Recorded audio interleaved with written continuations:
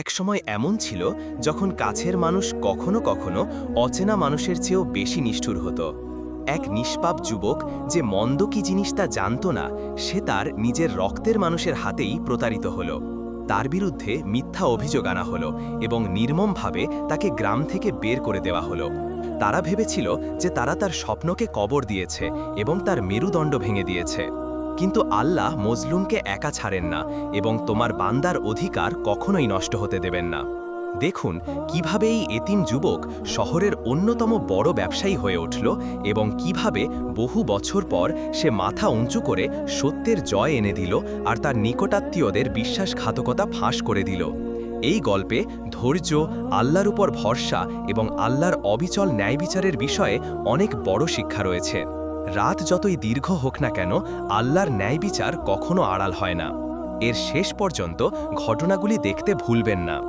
ভোরের সূর্য যখন ধীরে ধীরে গ্রামের আকাশ থেকে সরে যাচ্ছিল, তখন সালিম তার বাবা শেখ মাজিদের পাশে বসে উটগুলির সৌন্দর্য দেখছিল। সারাদিন চারণভূমিতে ঘোরার পর উটগুলো তাদের খাবার খাচ্ছিল। শেখ মাজিদকে ক্লান্ত দেখাচ্ছিল, কারণ সাম্প্রতিক অসুস্থতা তাকে খুব কষ্ট দিচ্ছিল। নড়াচড়া করলেই বা উঠলেই ব্যথায় কাতরাতেন। সালিম ছিল 10 বছর বয়সেরও কম বয়সী এক যুবক। শরীর ছিল কৃশ, কিন্তু দৃষ্টি ছিল তীক্ষ্ণ। তার মুখটা মিষ্টি হাসিতে উজ্জ্বল থাকত, যা সে তার মৃত মায়ের কাছ থেকে পেয়েছিল। সেই মা যাকে 1 বছর আগে মৃত্যু কেড়ে নিয়েছিল, সালিমকে একা রেখে গিয়েছিল। সে বাড়ির প্রতিটি কোণায় এবং দরজার পেছনে ঝুলানো মায়ের পোশাকের গন্ধে মায়ের স্নেহ খুঁজত। এরপর নিয়তি তাকে তার প্রথম দুর্ঘটনার পর নিঃশ্বাস ফেলার সুযোগ দিল না। তার বাবা তার চোখের সামনে এক দুরারোগ্য ব্যাধিতে শুকিয়ে যাচ্ছিলেন। সে সেই রাতে বাবার পাশে বসে তাকে ওষুধ দিচ্ছিল এবং ধৈর্য ও প্রার্থনার কথা বলছিল। সে ভাবছিল যে প্রার্থনা হয়তো তার বাবার আয়ু আরও একদিন বাড়িয়ে দেবে বা তার কষ্ট কমিয়ে দেবে। কিন্তু নিয়তির রায় অবিচল ছিল এবং পরদিন ভোরে শেখ মাজিদ তার সৃষ্টিকর্তার কাছে তার আত্মা সমর্পণ করলেন। সালিমকে শোকাহত এবং এতিম করে রেখে গেলেন।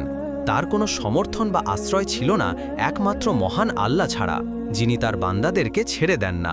মাত্র কয়েকদিন পরেই তার চাচা, তার বাবার ভাই শেখ দারাই তার ভাইয়ের বাড়ির ভার এবং তার এতিম ভাতিজার দেখাশোনার জন্য এলেন। মানুষের কাছে ব্যাপারটি ভালোই মনে হয়েছিল এবং চাচার হৃদয় বাবার হৃদয়ের মতো ছিল। সবাই বলেছিল যে তার চাচা তার জন্য অচেনা লোকের চেয়েও বেশি দয়ালু হবে, কারণ সে তার রক্ত সম্পর্কের। কিন্তু বাস্তবতা ছিল যে শেখ দারাইয়ের হৃদয় পাথরের চেয়েও কঠিন এবং শীতের বাতাসের চেয়েও শীতল ছিল। সালিমকে সে তার ভাইয়ের উত্তরাধিকার, জমি এবং উট ভাগ করে নেওয়া এক বোঝা ছাড়া আর কিছুই দেখত না। তা সত্ত্বেও সালিম তার চাচার কাছাকাছি আসার চেষ্টা করেছিল, তাকে আনুগত্য ও ভালোবাসা দেখাতো এবং তার বাড়িতে নিজের সন্তানের মতোই পরিশ্রম করত, এই ভেবে যে ভালো কাজ হৃদয়কে নরম করে এবং বিদ্বেষ দূর করে। কিন্তু তার চাচার ছেলেরা ফারিস এবং জিয়াদ তার উপস্থিতি সহ্য করতে পারত না, কারণ তারা দেখত যে সালিম বড় হলে তাদের বাবার রেখে যাওয়া জমি ও উটগুলিতে ভাগ বসাবে এবং তারা তাকে কখনোই তা করতে দেবে না। তারা তাদের বাবার কাছ থেকে নিষ্ঠুরতা পেয়েছিল এবং রক্তের সম্পর্ক ও আত্মীয়তার বন্ধন ভুলে গিয়েছিল। সালিমের চাচার বাড়িতে মাসগুলি ভারী মনে হচ্ছিল। তাকে ভাগিনার মতো নয়, বরং একজন খাদেমের মতো ব্যবহার করা হতো। ফজরের আগে তাকে জাগিয়ে তোলা হতো পানি আনতে এবং উটদের খাওয়ানোর জন্য, আর রাতের বেলা তাকে শেষ পর্যন্ত আস্তাবল পাহারা দিতে রেখে দিত, যখন তারা নিজেদের ঘরে নিরাপদে ঘুমাত। যখনই সে অভিযোগ করত বা দুঃখ পেত, তখনই তার বাবার মৃত্যুর আগে দেওয়া উপদেশ মনে পড়ত। আল্লাহকে আঁকড়ে ধরে থেকো হে আমার পুত্র, আর বিদ্বেষকে তোমার হৃদয়কে গ্রাস করতে দিও না। নিকটাত্মীয় যতই অবিচার করুক না কেন, সে অপরিচিতের চেয়েও ভালো। তাই সালিম ধৈর্য ধরে রইল এবং নীরবে কাজ করে গেল, আল্লাহর কাছে তার প্রতিদানের আশা করত আর ভাবত যে দিনগুলো তার চাচার এবং চাচাতো ভাইদের হৃদয় তার প্রতি পরিবর্তন করে দেবে। সালিমের বাবা মারা যাওয়ার 3 বছর পর শেখ দারাই তার বুকের মধ্যে স্থির সংকল্প করে ফেলেছিল যে সে তার ভাইয়ের সমস্ত উত্তরাধিকার দখল করবে, এমনকি শেষ ভেড়া এবং শেষ 1 হাত জমিও, সালিমের জন্য কোনো উল্লেখ্য অংশ না রেখে। আর সে ভয় পেয়েছিল যে তার ভাতিজা একদিন বড় হয়ে তার অধিকার দাবি করবে বা গোত্রের শেখদের কাছে গিয়ে বিচার চাইবে। তাই সে এক রাতে তার 2 ছেলেকে নিয়ে দরজা বন্ধ করে ফিসফিস করে কথা বলতে লাগল। শেখ দাঁড়াই বলল, এই সালিম কালকে ছোট ছেলে ছিল, কিন্তু এখন সে যুবক হয়েছে। তার বাবার সম্পদ থেকে তার অংশ দাবি করার অধিকার তার আছে, আর আমি তাকে কিছুই দেব না। আমি চাই না যে সে আমাদের জমি থেকে তাড়িয়ে দিক এবং আমাদের সম্পদ কেড়ে নিক। ফারিস বলল, তাহলে আমরা কি করব বাবা? আমরা তাকে হত্যা করতে পারি না, কারণ তার রক্ত আমাদেরই রক্ত, আর গ্রামের লোকেরা আমাদের বিরুদ্ধে বিদ্রোহ করবে। তখন জিয়াদ বলল, আমরা তাকে গ্রাম থেকে বের করে দিতে পারি, তাকে পলাতক করে দিতে পারি, যাতে সে ফিরে আসার সাহস না করে। শেখ দাঁড়াই তার দুই ছেলের চোখের দিকে তাকালো, তাদের নিষ্ঠুরতা দেখে অবাক হলো, তারপর মাথা নেড়ে সম্মতি দিল। লোভ তার হৃদয়কে অন্ধ করে দিয়েছিল। তিনজন মিলে সালিমের বিরুদ্ধে মিথ্যা অভিযোগ সাজালো এবং গ্রামের এক নিষ্পাপ মেলকে বেছে নিল যে নিজেকে রক্ষা করতে পারবে না। আর একজন মিথ্যা সাক্ষীর সাথে তারা চুক্তি করল যে সে বলবে যে সে তাকে রাতে মেয়েটির সাথে দেখেছিল। কয়েকদিন পর গ্রামের সভায় সেই মিথ্যা সাক্ষী দাঁড়িয়ে এমনভাবে কথা বলল যেন তার আল্লাহর ভয় নেই। আমি নিজের চোখে দেখেছি সালিম ইবনে মাজিদ অমুক বিন সালিমের বাড়িতে ঢুকেছিল এবং তার সম্মান নষ্ট করেছে। গ্রামের লোকেরা এই খবরে প্রচণ্ড উত্তেজিত হলো এবং তাদের মনকে আবেগ আচ্ছন্ন করে ফেলল। সালিমকে নিজেকে রক্ষা করার সুযোগ দিল না, কারণ সে ছিল এতিম যুবক যার কোনো আশ্রয় ছিল না। এবং তার চাচা নিজেই প্রথম মাথা নেড়ে বলল, যদি তোমরা যা শুনেছ তাহলে তার জন্য আমাদের মধ্যে কোনো স্থান নেই। সালিমের মন ভেঙে গেল। সে অনুভব করল যেন আকাশ তার মাথার ওপর ভেঙে পড়েছে এবং যে মানুষগুলির সাথে সে ছোট থেকে বাস করেছে তারা নির্দয়ভাবে তার ওপর জঘন্যতম অভিযোগ চাপিয়ে দিচ্ছে। তার চোখের নীরব অশ্রু ছাড়া আর কেউ তাকে রক্ষা করেনি এবং তার হৃদয় আল্লাহর রজ্জুকে আঁকড়ে ধরেছিল। আর সে মনে মনে বলল, আল্লাহ আমার জন্য যথেষ্ট এবং তিনি সর্বোত্তম কর্মবিধায়ক। হে আমার রব, তুমি আমার নির্দোষতা জানো। গোত্রের শেখ তাকে গ্রাম থেকে বের করে দেওয়ার নির্দেশ দিলেন, কারণ তার গোত্রের মধ্যে এমন কাউকে মেনে নেওয়া যায় না যে সম্মান নষ্ট করেছে। আর এভাবেই সালিম নিজেকে তার বাড়ি, জমি এবং তার বাবার জমি থেকে বিতাড়িত অবস্থায় পেল। তার জীর্ণ পোশাক এবং ভাঙা হৃদয় ছাড়া আর কিছু ছিল না, আর অশ্রু তার গালে প্রায় জ্বলন্ত হয়ে নামছিল। সে রাতে গ্রাম থেকে বেরিয়ে গেল, জানে না কোথায় যাবে বা কিভাবে বাঁচবে। সে নির্জন পথ ধরে হাঁটছিল, পেছনে ফিরে তাকিয়ে দেখছিল যে এই তিক্ত দুঃস্বপ্ন থেকে সে জেগে ওঠে কিনা। কিন্তু এটি দুঃস্বপ্ন ছিল না, বরং তার নিকটাত্মীয়দের দ্বারা তার বিরুদ্ধে রচিত এক কালো ষড়যন্ত্র ছিল। কিন্তু সালিম বিশ্বাস করত যে আল্লাহ তার নির্যাতিত বান্দাদের পরিত্যাগ করেন না এবং তার ধৈর্য একদিন ফল দেবে, এমনকি যত কিছুই তার সামনে অন্ধকার মনে হয়। সে তার চোখ আকাশের দিকে তুলে ধরল এবং বিড়বিড় করে বলল, হে আমার রব, যদি আমার জন্য পৃথিবী সংকুচিত হয়ে যায় তাহলে তুমি সব সংকীর্ণতার চেয়েও প্রশস্ত এবং আমার শাহরোগের চেয়েও নিকটবর্তী। তারপর সে তার পোশাক তার শরীরের সাথে শক্ত করে ধরে রাতের বেলা তার পথ চলা অব্যাহত রাখল। দুনিয়ার কিছুই তার ছিল না, একমাত্র তার এই বিশ্বাস ছাড়া যে আল্লাহ তাকে লজ্জিত করবেন না, যে তার ভয় করে এবং তার ওপর ভরসা করে। সালিম তার গ্রাম থেকে দূরে চলে গেল। যে তাকে অন্যায় ও অবিচার করে তাড়িয়ে দিয়েছিল তার সাথে ছিল শুধু এক দুঃখিত হৃদয় এবং এক সুদৃঢ় বিশ্বাস যে আল্লাহ নির্যাতিতদের ছেড়ে দেন না। সে মরুভূমিতে রাত কাটাত।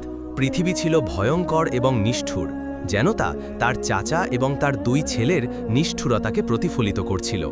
সে আকাশের নিচে ঘুমাত, পাথরকে বালিশ বানাত আর তার পোশাক দিয়ে নিজেকে জড়িয়ে নিত যাতে রাতের ঠান্ডা থেকে বাঁচতে পারে। সে এতটাই ক্ষুধার্ত ছিল যে প্রায় মরে যাচ্ছিল, কিন্তু সে কেবল বলল, হে আল্লাহ, তোমার কাছ থেকে আমাকে রিজিক দাও, তুমিই উত্তম রিজিক দাতা। আর প্রতিদিন সূর্যোদয়ের সাথে সাথে সে দিগন্তের দিকে হাঁটত, এমন একটি জায়গা খুঁজছিল যেখানে সে আশ্রয় নিতে পারবে এবং নতুন জীবন শুরু করতে পারবে। একদিন সকালে সে এক সমৃদ্ধশালী শহর বাদ্র শহরে এসে পৌঁছালো, যা এক সুবিচারক ও প্রতাপশালী শাসক দ্বারা শাসিত হতো। সালিম ক্লান্ত পায় এবং জীর্ণ পোশাকে শহরে প্রবেশ করল।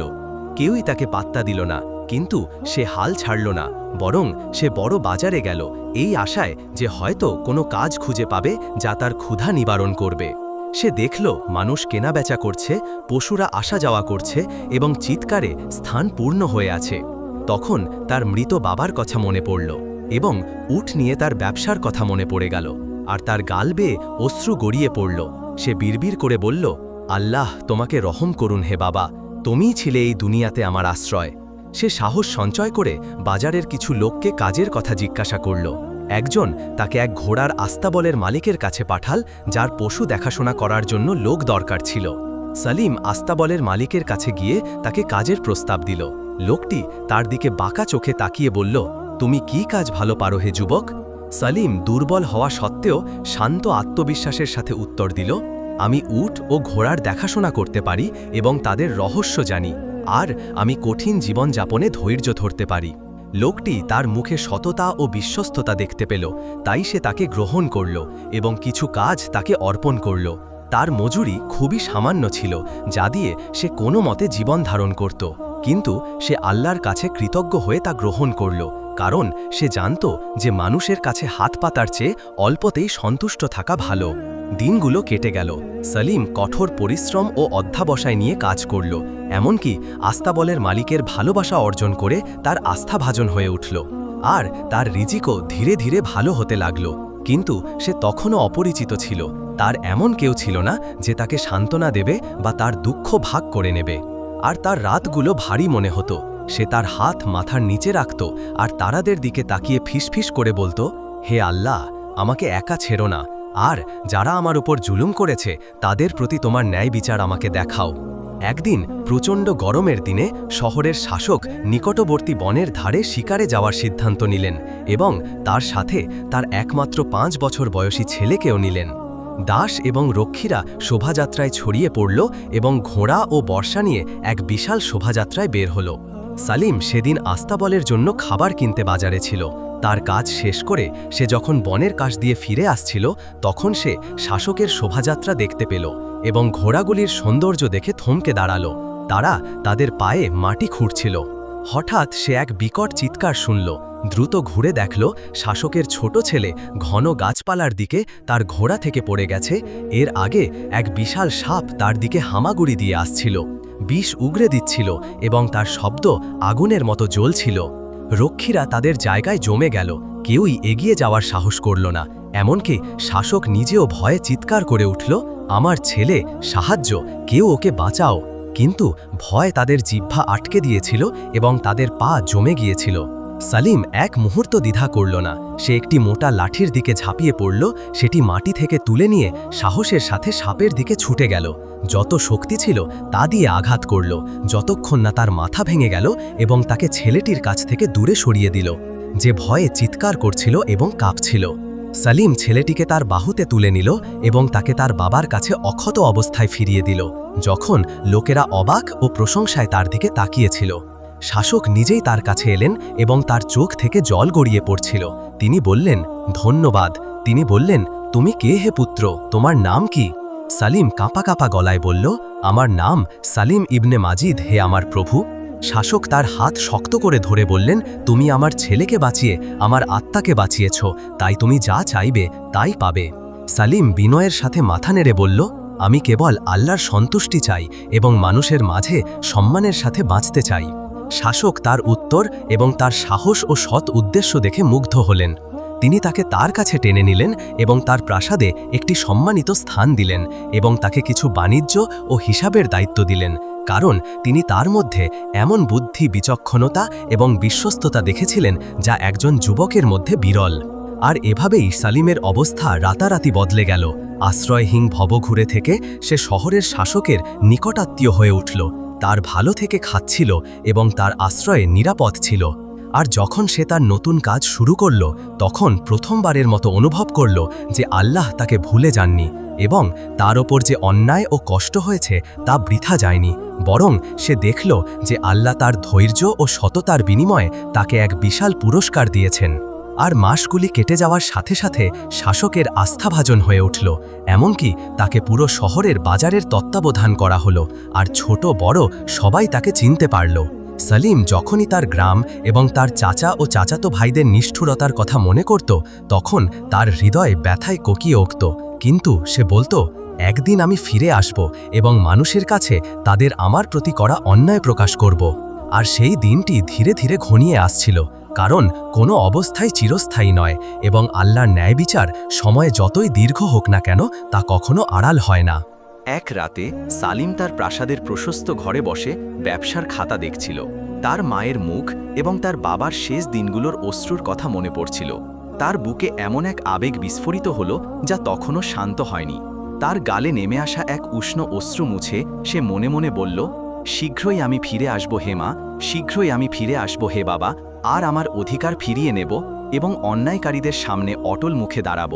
তারপর সে আকাশের দিকে হাত তুলে আন্তরিকভাবে আল্লাহর কাছে প্রার্থনা করল, হে আল্লাহ, আমার প্রত্যাবর্তনকে সত্যের বিজয় করো এবং আমার চাচা ও তার 2 ছেলের মধ্যে তোমার ক্ষমতা ও ন্যায় বিচার আমাকে দেখাও। সে নিশ্চিত ছিল যে মজলুমের দোয়া কখনো বৃথা যায় না এবং আল্লাহ তাকে সময় দেবেন, কিন্তু কখনোই তাকে পরিত্যাগ করবেন না। সালিমের বছরগুলো শাসকের তত্ত্বাবধানে কাটল। সে একের পর এক পদোন্নতি লাভ করল, এমনকি সে বড় ব্যবসায়ী এবং ক্ষমতাশালীদের একজন হয়ে উঠল। বাজারে তার কথা শোনা যেত এবং বিচার সভায় তার উপস্থিতি ও প্রতাপ ছিল। সে তার উৎস এবং তার ওপর যে অবিচার হয়েছিল তা একদিনও ভুলেনি, কিন্তু সে তা তার বুকের মধ্যে লুকিয়ে রেখেছিল এবং সাক্ষাতের দিনের জন্য নিজেকে প্রস্তুত করেছিল, যেদিন সে মাথা উঁচু করে তার গ্রামে ফিরে যাবে এবং মানুষের সামনে তার নির্দোষতা প্রমাণ করবে এবং তার নামের ওপর থেকে সেই কলঙ্ক মুছে দেবে যা তারা অন্যায় ও অবিচার করে তার ওপর চাপিয়েছিল। এক রাতে শাসক নিজেই তার সাথে দেখা করতে এলেন, কারণ তিনি সাম্প্রতিক দিনগুলিতে তার মন অস্থির দেখেছেন। শাসক তাকে বললেন, হে সালিম, তোমার মন অস্থির। আমি তোমার সাথে কথা বলি, কিন্তু তুমি শোনো না, আর আমি দেখি তুমি অনেকক্ষণ ধরে আকাশের দিকে তাকিয়ে আছো। তোমার মনে কি কিছু ভারী হয়েছে? সালিম সত্যি কথা বলল, হে আমার প্রভু, দূরবর্তী এক গ্রামে আমার কিছু আত্মীয় আছে যারা আমার ওপর জুলুম করেছে এবং আমাকে বিতাড়িত করেছে, আর আমার ওপর এমন মিথ্যা অপবাদ দিয়েছে যা আমি করিনি। আল্লাহর কসম, আমি শান্তিতে থাকতে পারি না যতক্ষণ না আমি ফিরে গিয়ে নিজেকে নির্দোষ প্রমাণ করি এবং আমার অধিকার ফিরে পাই। শাসক তার কাঁধে হাত রেখে বললেন, যদি তুমি চাও আমি আমার লোকদের তোমার সাথে পাঠাবো এবং তুমি যা চাইবে তা দিয়ে তোমাকে সাহায্য করব, কারণ তুমি আমার কাছে আমার ছেলের মতো। সালিম তাকে ধন্যবাদ জানালো এবং বলল, আমার যাওয়ার অনুমতি দিলেই যথেষ্ট, আর বিজয় তো কেবল আল্লাহর কাছ থেকে আসে। সালিম তার যাত্রার প্রস্তুতি নিল এবং তার কিছু সম্পদ নিয়ে তার সেই গ্রামের দিকে রওনা হলো যা সে ছোটবেলায় ছেড়ে গিয়েছিল। এবার সে জীর্ণ পোশাকে নয়, বরং এক বড় ব্যবসায়ীর বেশে প্রবেশ করল, যাকে শহরের লোকেরা চেনে। সে একটি দামি ঘোড়ায় চড়ে যাচ্ছিল, তাকে ঘিরে ছিল প্রতাপ ও সম্মান। সে গ্রামের মাঝখানে প্রথম কদম ফেলতেই তার দিকে সবার দৃষ্টি আটকে গেল এবং লোকেরা জিজ্ঞাসা করতে লাগল, এই অপরিচিত ব্যক্তি কে? তার চালচলন এবং প্রতাপ কত শক্তিশালী! আর তার চাচার ছেলেরা ফারিস এবং জিয়াদ তার আসার খবর শুনে ভয়ে কাঁপতে লাগল এবং তাদের বাবা শেখ দারাইয়ের কাছে ছুটে গিয়ে খবর দিল। জিয়াদ বলল, বাবা, সালিম ফিরে এসেছে, কিন্তু সে এমনভাবে ফিরে আসেনি যেমনটা সে গিয়েছিল। সে এক মহান ব্যক্তির বেশে ফিরে এসেছে। শেখ দারাইয়ের মুখ ফ্যাকাশে হয়ে গেল। সে বলল, আল্লাহর অভিশাপ হোক সেই সময়ের ওপর যখন আমরা তাকে তাড়িয়ে দেওয়ার পরিকল্পনা করেছিলাম। সে এখন কি চায়? কিন্তু সালিম বেশি অপেক্ষা করল না, বরং সে গ্রামের ময়দানে গেল এবং গ্রামের শেখও সেখানে উপস্থিত ছিলেন। কৌতূহল ও বিস্ময়ে মানুষ তার চারপাশে জড়ো হলো, যতক্ষণ না সে তাদের মাঝে দাঁড়িয়ে উঠল, মাথা উঁচু করে। কয়েক বছর আগে যেমন কেঁপে উঠেছিল সেভাবে কাঁপছিল না, আর তার কণ্ঠস্বর আত্মবিশ্বাস ও ন্যায় বিচারে স্থান পূর্ণ করে দিল। হে লোক সকল, তোমরা একদিন আমার ওপর অন্যায় করেছিলে, যখন তোমরা এক মিথ্যা অভিযোগে বিশ্বাস করেছিলে এবং আমার বিরুদ্ধে মিথ্যা সাক্ষ্য দিয়েছিলে এবং আমাকে আমার জমি ও আমার বাবার জমি থেকে তাড়িয়ে দিয়েছিলে, অথচ আমি নির্দোষ। ফিসফাস ও কানাঘুষা শুরু হলো, কিন্তু সালিম চালিয়ে গেল। শহরের শাসক নিজেই আমার নির্দোষতার সাক্ষ্য দেন এবং আমার সততা জানেন, আর তিনি আমাকে তার বিশেষদের মধ্যে রেখেছেন। আর আমি শুধু আমার অধিকার দাবি করতে এবং তোমাদের সামনে আমার নামকে বিশুদ্ধ করতে এসেছি। তারপর সে তার চাচা শেখ দারাই এবং তার ছেলেদের দিকে ফিরল এবং এমন দৃঢ় কণ্ঠে তাদের বলল যা তারা তার মধ্যে আগে কখনো দেখেনি, তোমরা আমার জীবনে বিষ মিশিয়েছ এবং আমার সম্পদ কেড়ে নেওয়ার জন্য মিথ্যা অপবাদ দিয়েছ, কিন্তু আল্লাহ মজলুমের অধিকার নষ্ট করেন না। আল্লাহর কসম, আজ থেকে আমার অধিকার নষ্ট হবে না। উপস্থিত সবাই নীরব হয়ে গেল এবং গোত্রের শেখ সালিমের প্রতি শ্রদ্ধায় মাথা নত করলেন। তারপর বললেন, আল্লাহর কসম, আমরা সেদিন তাড়াহুড়ো করেছিলাম যখন তাদের কথা বিশ্বাস করেছিলাম সত্য যাচাই না করে, আর এটি এক বিরাট গুনাহ। তাহলে সেই সাক্ষীগণ কোথায় যারা তোমার বিরুদ্ধে অভিযোগ করেছিল? সেই মিথ্যা সাক্ষী যাকে কয়েক বছর আগে অর্থের লোভে প্রলুব্ধ করা হয়েছিল, সে ইতস্তত করতে লাগল এবং আর মিথ্যা বলতে পারল না। সবার সামনে স্বীকার করল যে সে শেখ দাঁড়াই এবং তার 2 ছেলের প্ররোচনায় মিথ্যা সাক্ষ্য দিয়েছিল। সভা উল্টে গেল এবং লোকেরা প্রচণ্ড ক্ষিপ্ত হল, আর গোত্রের শেখ রাগান্বিত হয়ে চিৎকার করে বললেন, এটি এক বিরাট অপরাধ। তোমরা এক এতিমের ওপর জুলুম করেছ এবং তার সম্মান ও সম্পদ নষ্ট করেছ। আমরা এটা সহ্য করব না। শেখ দাঁড়াই এবং তাদের ছেলেদের কারাগারে পাঠানোর নির্দেশ দেওয়া হলো এবং সালিমের সমস্ত জমি ও উট তাকে ফিরিয়ে দেওয়া হলো। আর গ্রামের লোকেরা তাকে তার সম্মান ফিরিয়ে দিতে এবং তার উপর যে কষ্ট হয়েছিল তার ক্ষতিপূরণ দিতে অঙ্গীকার করল। আর তারা তার কাছে ক্ষমা চাওয়ার এবং তার পাশে দাঁড়ানোর জন্য প্রতিযোগিতা করতে লাগল। কিন্তু সালিম তার হৃদয়ে কোনো বিদ্বেষ রাখল না, বরং তার চোখ থেকে জল গড়িয়ে পড়ল যখন সে তার বাবার জমি তাকে ফিরে আসতে দেখল এবং তার পুরনো বাড়িতে প্রবেশ করল যা তার চলে যাওয়ার পর থেকে বন্ধ ছিল। সে দীর্ঘশ্বাস ফেলল এবং তার মা ও বাবার কথা মনে পড়ল আর অনুভব করল যেন তাদের আত্মা ওপর থেকে তাকে দেখে হাসছে। সে তার জমির মাঝখানে দাঁড়িয়ে আকাশের দিকে হাত তুলে কৃতজ্ঞতা জানালো, সব প্রশংসা তোমারই হে প্রভু, যে তোমার রজ্জুকে আঁকড়ে ধরেছে সে ব্যর্থ হয়নি, আর ধৈর্য ও ভরসার কর কোনো অধিকার নষ্ট হয়নি। তারপর সে গ্রামের চারদিকে ঘুরে বেড়ালো, যারা তার উপর অন্যায় করেছিল তাদের জন্য দুঃখ প্রকাশ করল এবং মনে মনে বলল, যদি তারা জানতো আল্লাহর কাছে কি হিসাব রয়েছে তবে তারা কখনো কারো ওপর জুলুম করত না। সালিম তার জমিতে এক দয়ালু ও ক্ষমাশীল মানুষ হয়ে ফিরে এলো। সে কোনো অভাবীকে ফিরিয়ে দিত না এবং কোনো গরিবের প্রতি কঠোর হতো না। সে প্রতারণা ও নিষ্ঠুরতা সহ্য করা সত্ত্বেও ক্ষমা ও সহনশীলতার এক উদাহরণ হয়ে উঠল। আর তার নাম গ্রামে তার বাবার নামের চেয়েও বড় হয়ে উঠল এবং সে ধৈর্য, অবিচলতা ও আল্লাহর ওপর উত্তম ভরসার দৃষ্টান্ত হয়ে উঠল। আর তার গল্প মানুষ প্রজন্ম থেকে প্রজন্ম ধরে বলতে লাগল। তারা তা মজলিসে বর্ণনা করত, যেন স্মরণ করিয়ে দেয় যে জুলুম চিরস্থায়ী নয়, আর মজলুমের দোয়া আকাশে উঠে যায় এবং জালিমদের সিংহাসন কাঁপিয়ে দেয়। আর আল্লাহ তাআলা কখনোই এমন কোনো বান্দাকে ত্যাগ করেন না যে আন্তরিকভাবে তার কাছে আশ্রয় চায়। এই ছিল আমাদের আজকের গল্প, প্রাচীনকালের এমন এক সময়ের গল্প যা আমাদের বর্তমানের অনেক কষ্টের সাথে সাদৃশ্যপূর্ণ। যদি গল্পটি আপনার ভালো লাগে তাহলে লাইক বাটনে ক্লিক করে আমাদের সমর্থন করতে ভুলবেন না।